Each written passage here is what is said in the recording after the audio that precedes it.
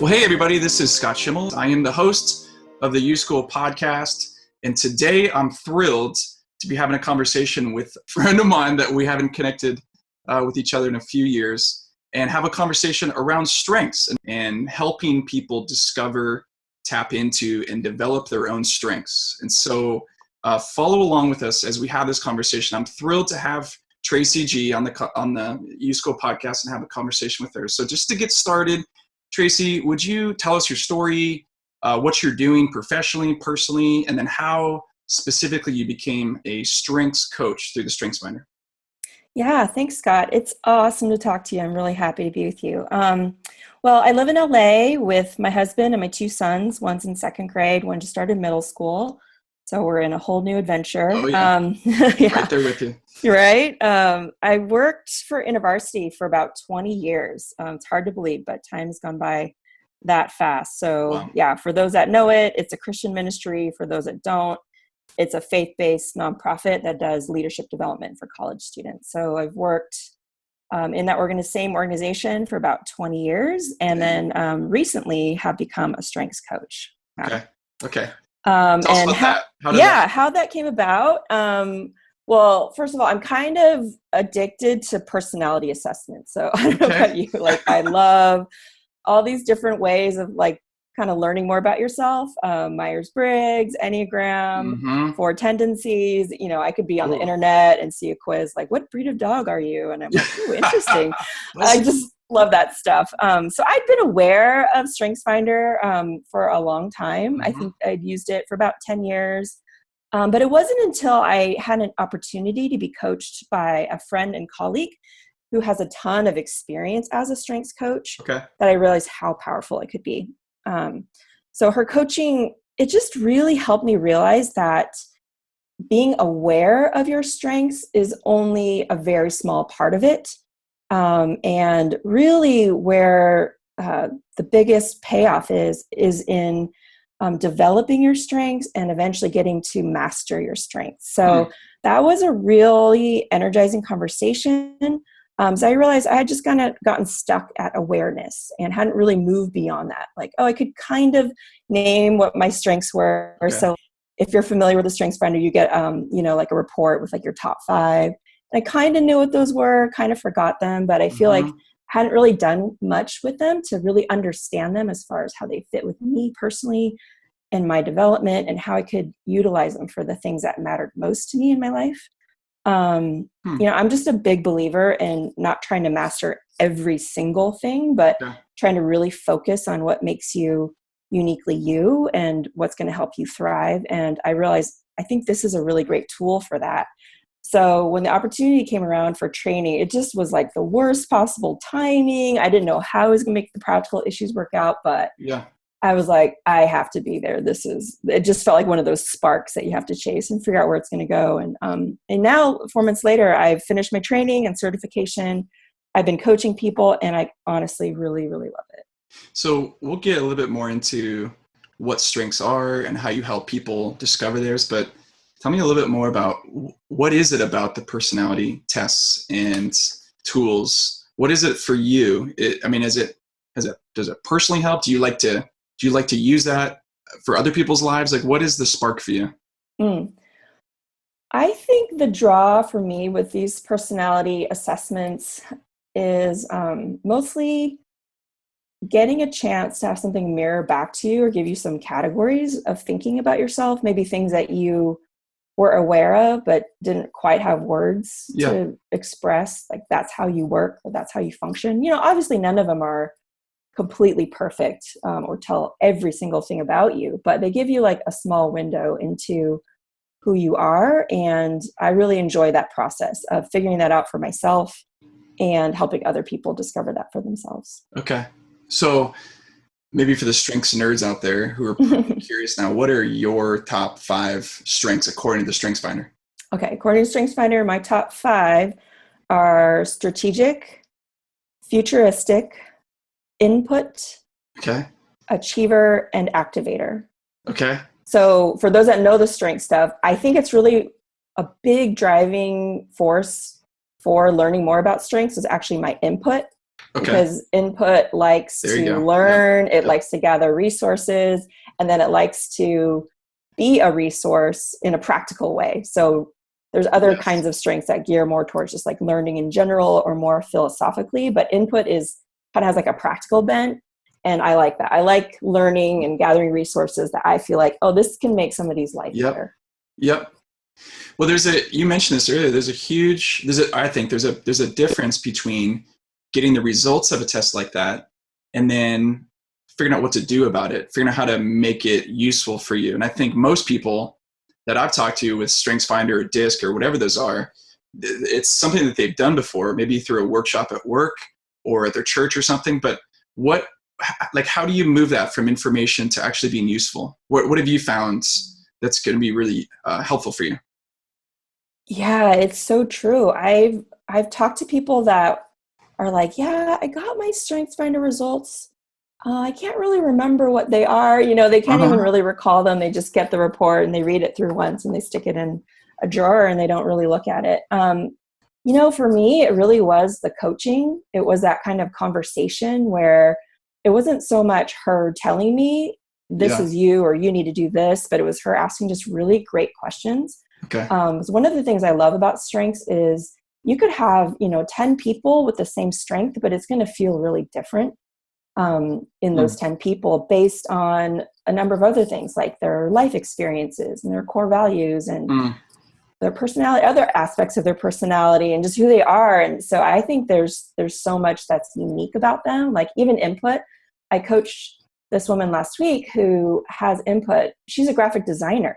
So for her, input is very visual. Like she loves Oh, going to okay. museums. She Yeah. loves taking in beautiful images and beautiful design. And then that shapes how she thinks about her own creative process and design. I just thought that was so interesting. It's really different. It's not the classic, like tons of dusty books on a bookshelf kind of input thing. It was Yeah. really unique for her. And I find that to be really true. So I Yep. think that process of coaching helps uncover for a person, like what is it uniquely for them how does this strength really come alive in them? I remember a key moment for me. I had a similar experience sitting down with someone who was certified as a strengths coach years ago as I started out in a master's program. And this woman was asking me questions about my top 5 strengths. And I was telling her a real life work example about how I'd been supervising someone, a woman who had given feedback on my performance review that I was not very supportive of her personal life. And I remember just being, one, shocked to hear that. Two, really defensive because what I told this strengths coach, I said, I don't know what she's talking about because I've listened to her problems for a year. Her problems. That's like all we talk about. And through the lens of StrengthsFinder, she said, well, which one of your strengths do you use or do you activate or do you apply when she's sharing her personal problems? And as I'm looking at them, and one of my top strengths also is strategic, this idea of being able to see patterns and figure out how to apply solutions. So she'd been telling me these personal problems, and I'm like listening, yep. And I'm using my strategic strength and giving her solutions to her personal problems. I mean, this sounds like marriage therapy, right? And then I also have in my top 5 what StrengthsFinder calls empathy. And what was happening for me was I was turning it off when she was sharing that stuff with me because I was tired of hearing it and I wanted to be efficient. We had work to do. And so in a very short conversation, my strengths coach said, what would it look like to experiment by activating another one of my strengths, empathy, and turning off the other one, strategic? So the next day, literally, I sit down with this woman and I'm asking her, how's it going? How's life? And she starts sharing another personal problem with me. And I'm fighting it in my head, but it wasn't it wasn't going against my nature. It was actually using a different part of my nature. And I just really connected with her. And I remember after like 20 minutes, we're moving on to the next topic. And I realized there's no resolution here. There's no problem that I solved. I felt a little bit unsettled, but I remember what my strengths coach said, and I just went with it. And I called her 2 days later and said, hey, I just want to talk about that conversation today. I want to know how you felt about it. And she said, really? I feel like that was the best conversation we've ever had. So how do you help someone who gets this information from StrengthsFinder or really from anything, Enneagram number, whatever? what is a process? You mentioned coaching, but what does a process look like to take the information, the self-awareness and self-knowledge, to put it to use? Mm-hmm. I think a first step is usually just reflecting and figuring out, how does this thing come alive in my life? Like I said, so for you, understanding like, okay, well, you have this strength of empathy. Where does that really come alive? Where do you really see that at work? What are the times that you use that? Is it, maybe it's normally in one setting, but not another. So how do you use that? And another question I really love to ask people is, what's a current challenge that you're facing? A lot of times people have, challenge in front of them, and just asking them to figure out, okay, what is that challenge, and what's a strength that you already have? It's not like you need to go become a different person. You already have it in you. How do you use that for the challenge that you have? So in your example, that's a great example. Like, okay, I'm having this issue with this person. I'm trying to connect, but we're missing each other. You already had something in you. You just had to apply it in the situation in a different way. And I find that that's often really true. Like, that's what I mean by really developing and mastering your strengths. They're there, but the more you become aware of them and you learn how to name them and figure out how they work in your life, the more you'll be able to actually aim it towards the real challenges and problems that you're trying to deal with, either personally or professionally. That is good. I'm taking notes as you write that down. That's really good. We'll put that in the show notes later too. You've spent 20 years working with students, with young people, with college students specifically. And I'm curious from your perspective, because I think I've noticed some significant shifts, at least since I was in college. And I'm curious what you're seeing for the trends as it relates to personal development, personal growth, desires that students have today versus a generation ago. What are you seeing that's unique or that's new, and what's now? I think one thing that's so different now than like 10 or 15 years ago is we're just in a time where everyone's constantly connected. Just tech is such a big part of our lives. I try to tell my kids, when I was growing up, guys, we didn't have phones that you could take in our pocket. They were attached to the wall. If we were out, we'd use pay phones, and they just look at me like I'm speaking another language. They can't even call people's houses and talk to their parents. That's right. Leave a message on an answering machine. They're like, "What are you talking about?" They barely understand what I'm talking about. So I think in this age of increasing connection, it's just constantly evolving, and I think some of the effects of that are great, and some are not so great. But I do think one result is that there's just so much more information available to people. So many more options. My son and his friends think of YouTuber as a legitimate career path. For them, it is. They see examples of that, right?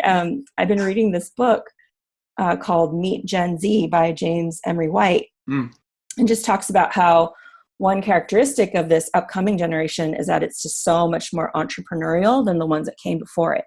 And I think it's a result of just having these opportunities and this connection and options in front of them all the time. They're just more apt to want to create their own unique paths. And I think that could be either something that's really overwhelming or a tremendous opportunity. So I always tell people, you have a 1 in 300,000 chance of finding someone with your same top 5 strengths in that order. Oh, wow. Yeah. So meaning, isn't that crazy? Yeah. So you could attend the next, 4.5 Super Bowls and not find someone there that shares your same 5 in that order. And I just think, whereas strengths and all that in the past is interesting or helpful, I think there's such an opportunity for the younger generation with this to really know what's unique about them and where they have the capacity to bring their greatest impact in the most satisfying way, utilizing their unique strengths. I think that's just going to become more and more of a necessity because there's just so many options out there. The choices are endless. We're all kind of dealing with like decision fatigue all the time. So, but I just think that people knowing themselves really well, and whether that's through something like StrengthsFinder or something else, is going to be indispensable. That's interesting. I'm literally writing an article right now about copying other people. The like copy and paste effect is what I'm calling the article, but it's the idea, especially of social media, the temptation. And this is me. I'm talking about me. I look at social media, I see other people's postings, whether it's LinkedIn or Instagram, whatever. And quickly, almost subconsciously, start thinking, what am I doing in comparison? Mm-hmm. And Absolutely. and especially the people that I think are in my grid are cool or successful or valuable. I'm finding myself subconsciously almost copying what they wear, how they talk, and that's certainly something that I did. I think we all do growing up, and it's a healthy thing. That's how we learn how to talk, how to walk, how to do math problems, like copying people. But your point's really interesting because it's the uniqueness of you that's going to impact your life. Yeah, I think there's such a temptation to try to emulate the people that we admire, like you said, copy and paste, or just kind of replicating because we so respect them and look up to them. But we miss the fact that they're probably effective in what they do because they know who they are uniquely and they know their own strengths and they're utilizing them well. And we just think, oh, I just have to do like X, Y, and Z like them. But really, there's another layer to it. Do you see college students struggling with, let's talk about vocation and career for a second. Like, do you see college students struggling to, in my mind, it's like, do what they're supposed to do what their parents say they're supposed to do what their, the community, their culture, their peer group wants them to do, like values above the others? Or do you see it diversifying? Do you see students exploring new things, taking paths of new paths for themselves? Like, what do you see? It really depends. I think I see a really wide spectrum, and I think it's influenced by family, cultural dynamics. I think there are still young people that are struggling with, like, do I do the path that other people want for me, or do I do the thing that I really feel passionate about? But I do think more and more there is more tendency and more space in the generation to have freedom and permission to pursue the dreams on their heart. So I think that's exciting. That is a good thing. And there's more options, it seems, professionally. It seems like there's more, certainly. I mean, even when I went to school, if you're in the business school, it's either finance, marketing, or management. Now there's multiple iterations, even within a college campus, of what to do inside of a business school, just as an example. Yeah, for sure.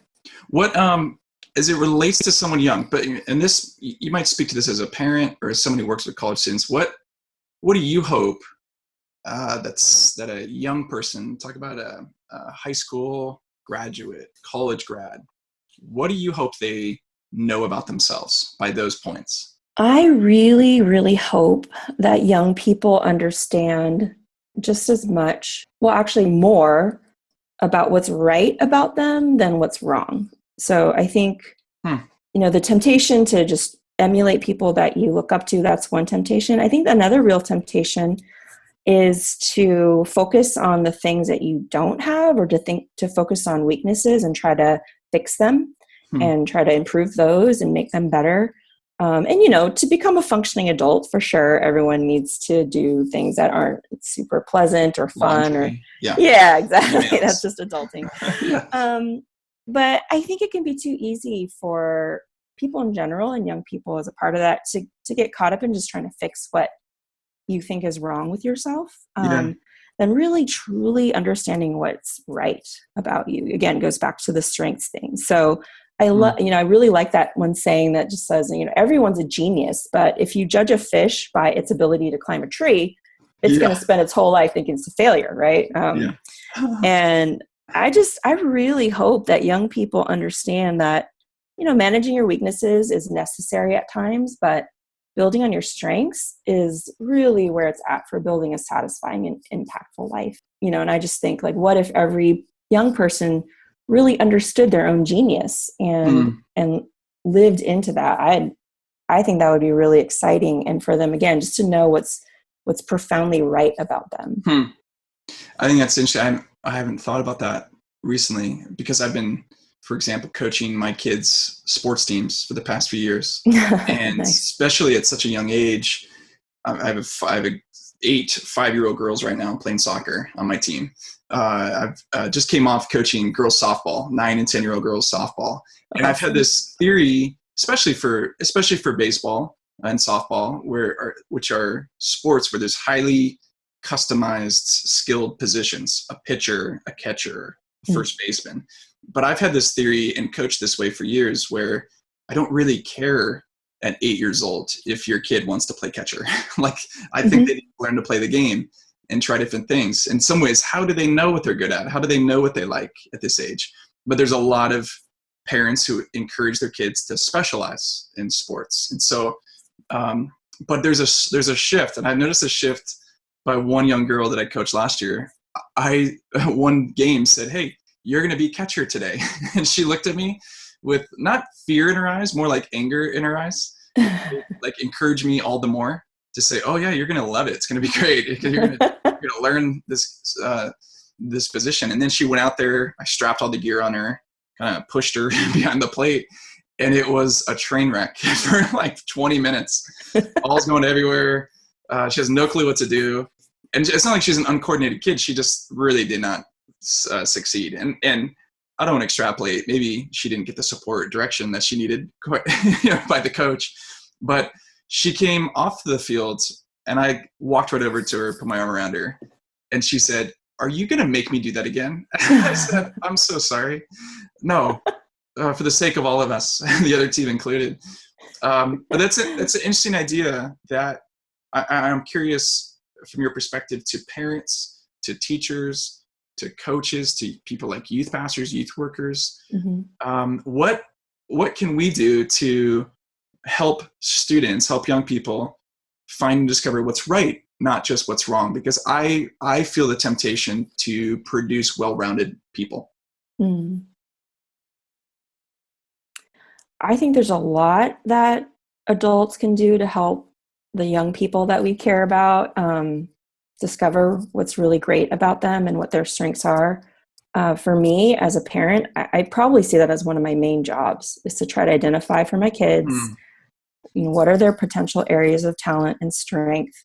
I can't force them to develop it, but I can give them some guidance or point out, like, "Hey, it seems like you really enjoy this. Like, what if we put you in this situation to help that develop?" And I'm so grateful when other respected adults in their lives, teachers, coaches, youth pastors, do the same. I mean, that's just such a tremendous gift. So I love this question, because I think for me, that's one of the most fun things too about being a parent, is just my two kids are really different in terms of their personalities. I don't know about yours.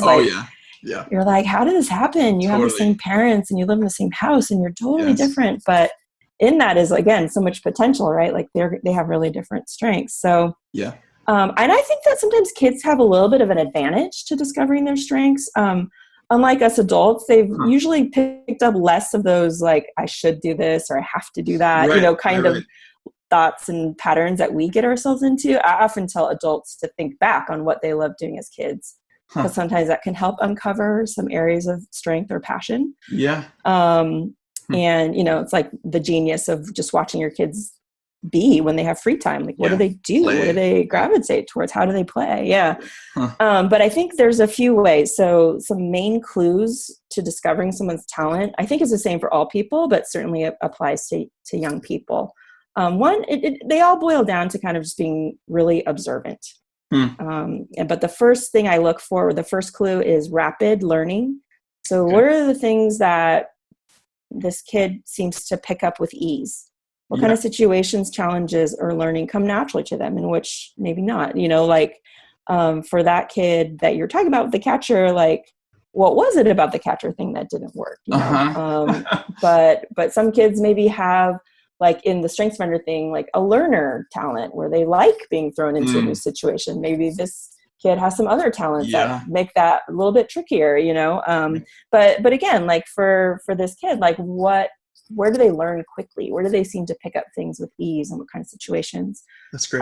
The second is motivation, like what kinds of things they're naturally drawn to learn about. Where do they have a real curiosity and desire to learn more? 3 is what we call flow. Like, what are the activities that when they're doing them, they just are in the zone? They're in a state of flow. So, for example, my younger son, he can just go into his own imagination. He creates these elaborate battles in his mind. And when he's in that, he's in the groove, you know, and Yeah. I don't quite know what strength that is yet, but I'm definitely noticing like, okay, there's something there. Field marshal. Something. Yeah, exactly. And then the fourth is satisfaction. So what do they find satisfying? I think all of us have things that we're capable at, but maybe don't find satisfying. And I think that's true of kids as well. Like, oh, you know, my son was really competent at some things with like swimming, but then we're like, hey, you want to join some teams? Like, no, don't want to do that, you know? Yeah. And I think really asking the kids, like, what do you really enjoy? What do you find satisfying? What do you want to invest in? That usually can tell you a lot, you know, where they're finding joy. And the last is just glimpses of excellence. So, you know, where do you see those little flashes of like, whoa, how'd you do that? You know, like not all kids could have done that. So it's funny you mentioned baseball because my older son's a baseball player. Okay. And the time I always think about this is he's like in fourth grade and he's going into his championship Little League game. And, you know, everyone's like all excited about it. Like it's the World Series. You know, it's like fourth graders playing, but everyone's like into it, right? And they want to win and the other team wants to win. And, you know, his coach says, well, your teammate's sick, so we might have to have you pitch today. And he hadn't pitched for months, like, literally like 2 months. Because the last time he did it, he kind of didn't do great. But they're like, we might need you to do it today. And so, you know, another kid starts and the game just gets away from them. And before you know it, it's like 10-1 and there's 2 runners on, like kids are crying, you know, it's just, and they go to my son, like, all right, you're going to go in now. And me and my husband are just like mortified, like, oh my gosh, you know, watching your kid do that. But he locked it down and pitched a great game. He got out of that inning, gave him a chance to come back. They still lost. I think the final score was something like 11-8, but he, you know, didn't give up very many runs and gave him a fighting chance. And afterwards, me and my husband were like, how the heck did he do that? Like, what was that? You know? And it's been actually through the strength stuff. And I'm like, oh, I think he has focus. Oh, wow. Focus strength, which is like being able to see your goal and eliminate extraneous things to get to it. You just are able to like, this is what I need to get done. I'm going to get it done right now. Which is true of athletes, elite military. That strength pops up a lot. Focus comes up a lot. Like what you're so weird about, like how excellent you get at stuff. Why are you like that?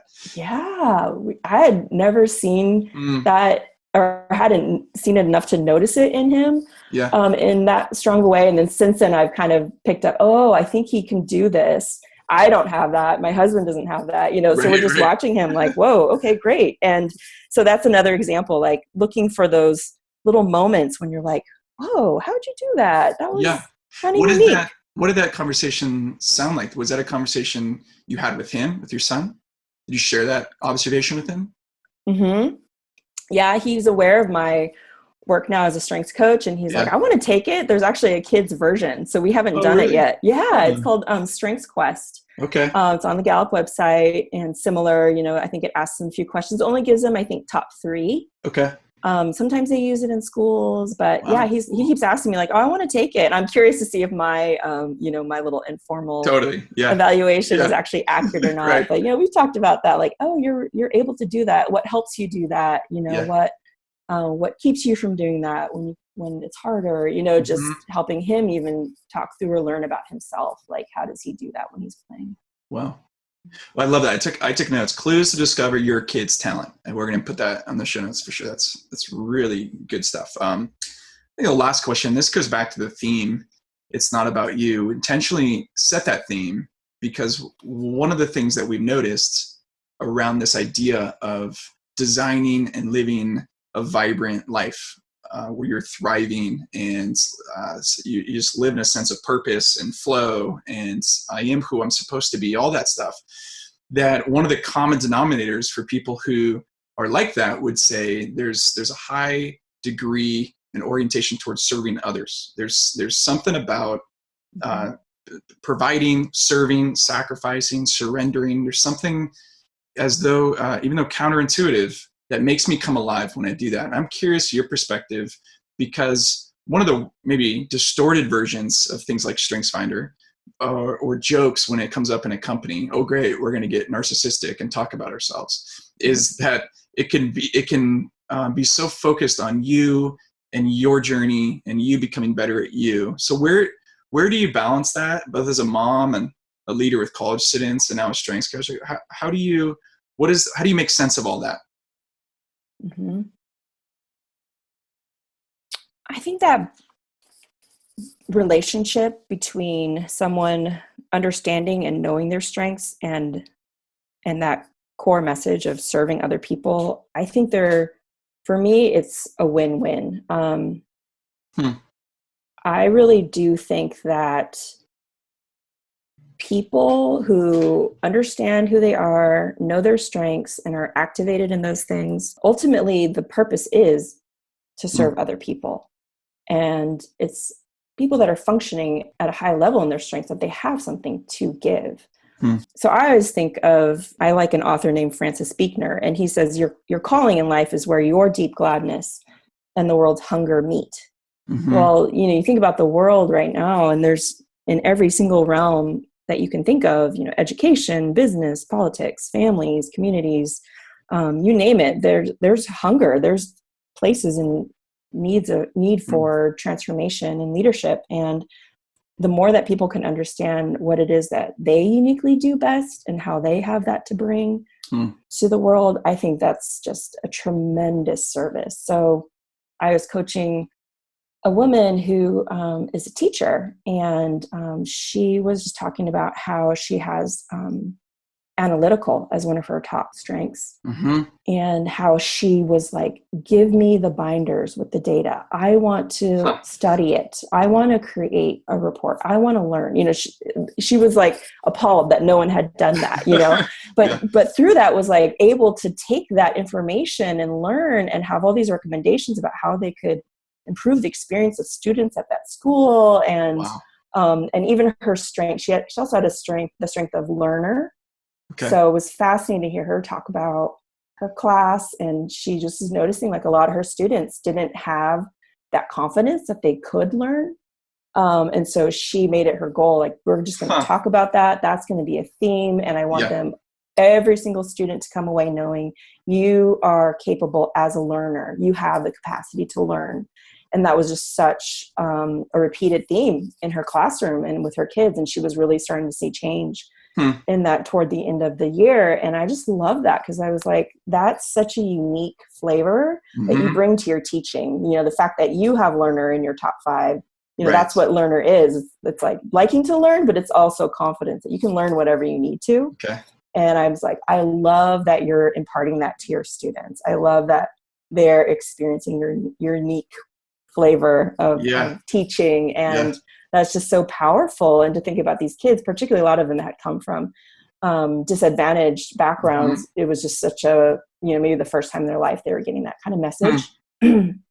So I think that it's a win-win, and that people who are really activated in their strengths and, working out of this motivation, for her, I loved that it was like, no one told her to go pour through these binders. Nobody told her to create this sort of like class theme. She couldn't help it. Yeah, she couldn't help it. She was like loving to do it. She was energized by it. She was like, give me the rest of the binders. It's just, I think it's when people are working out of their strengths in that way that they are have the most potential to really serve in profound ways. So I think it's a huge win-win. That's cool. To get practical and wrapping up, if someone wants to experience more, learn more about their strengths, so 2 questions. How do they do that? And then maybe you can even give kind of like a soundbite, like of encouragement, why someone should invest in that. If for any reason someone's hesitant, and it's certainly probably not the cost or the time, but just why should someone invest in understanding and in living on their strengths? So practically, how can they do it, and why should they? Practically, a couple ways to think about growing in your strengths. I think the first I would say is looking back.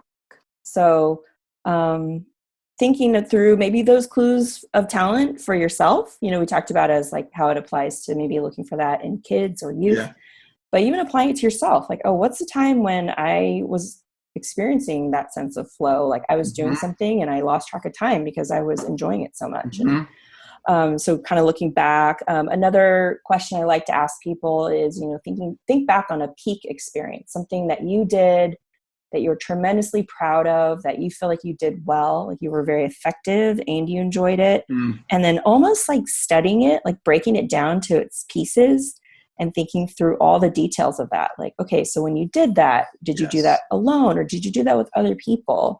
When you worked with other people, did you like one-on-one or did you like groups, or what was it about the kind of people that you worked with that made it satisfying, or what motivated you, or how did you get through this challenge? Really getting granular about it and looking for those little factors that made your best come out and made your strengths come alive. And I think that helps you look forward then so that you can identify them and look for opportunities that will have more of those key factors for you. That's cool. And then, of course, I recommend the assessment. So, you get StrengthsFinder 2.0 off of Amazon.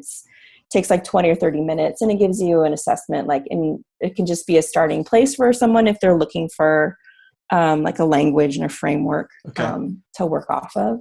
What if they wanted to get a coach? Is that something that they could do through that website? Is that something they need to connect with individually if they know someone like you? You can send them my way. I would love to work with people. Yeah, absolutely. And then, if you go on Gallup, they have a directory of coaches if there's something kind of more specific that you're looking for. So there's everyone who's a certified coach is on there. Cool. And certainly through connections and people that you know. We'll definitely put your contact info. Yeah, that'd be great. And then why invest in your strengths? Well, I think I would, for someone that was kind of questioning why to grow in their strengths, I would just say, I don't think there's anything more powerful than uncovering what you already have in you. Your keys to making the impact that you want to make, to experiencing more satisfaction in your life, either personally or professionally, you have that in you. So it's just a matter of discovering that and figuring out how to utilize what you've already been given. And I just think there's no greater potential that you have than building off of those things. Yeah, that's great. Well, I mean, no disrespect to the previous guests we've had in this podcast. I think this is episode 17, but Tracey, I have a whole 2 pages of notes from things that you shared, and I don't remember writing really much of anything down in previous conversations. So I want to thank you for the thoughtfulness you put in this conversation, and I'm going to put a lot of notes, which I don't normally do, into the show. Link a few things, books you mentioned, how to get to StrengthsFinder, how to get to find Tracey. So just want to say a big hearty thank you for the conversation, the friendship over the years. And thanks for what you're doing for not just Monoliths and your own family, but for obviously the generation that's coming up next. So thank you. Thanks so much, Scott. I really enjoyed talking with you today. Good. All right. Take care. You too. Hey, thanks for joining in on the U-School podcast. We'd love to share with you the resources available on our website at theuschool.com. Not just articles, ebooks, worksheets, and other podcast episodes, but specifically, you should know about a free course we have available called the Real Me course. It's digital, it's interactive, and it'll guide you to get clearer about who you are and the great story you could tell with your life. So go register for a free account and get started on the Real Me course today at theuschool.com. That's theuschool.com.